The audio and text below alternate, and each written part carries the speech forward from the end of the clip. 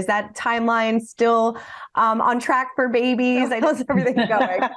Oh, I'm so glad they Clock's almost midnight, right? Working on it. So I know that you said on the After the Altar special during the series that the first month of marriage was pretty hard for you guys. So how did you work through it? What were some of those challenges that you both faced? I think it's just like sitting down and kind of just like regrouping and kind of just, we were trying to take two separate things, like his life and my life and how we had lived like because everything happened so quickly. So we didn't have time to like adjust to like how we both like live in our spaces. And just like having like time, you know, just now I can look at him and I can see if like he needs just like time to like, you know, just like regroup on something, you know, like we have those cues now that we didn't have in the very beginning.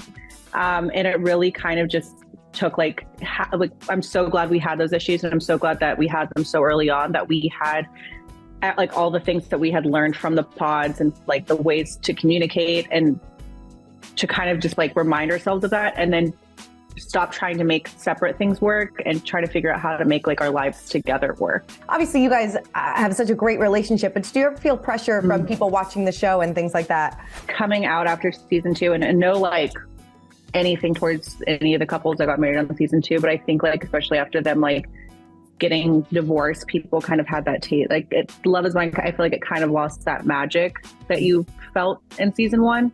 And so I feel like a lot of people like, you know, getting comments or DMs like, oh, it's not going to last, or are you guys just waiting to announce your divorce? And I think, but I mean, it's like, and I'm not here to like prove our marriage to anybody or to like convince anybody, but like, we are just completely normal people that live a completely normal marriage that are just, you just get to follow along with it. And we love that. But that part of it does suck a little bit, but it doesn't hurt, because it's like at the end of the day, like we know it's real, and I'm not going to take an opinion over someone that like doesn't know us or, you know, has never been around us and has no idea what they're talking about. But I feel like that does kind of suck to have people like wanting to cheer your downfall, you know? For more news, content, and exclusive interviews, make sure to hit the sub, like, and bell button down below and visit usmagazine.com.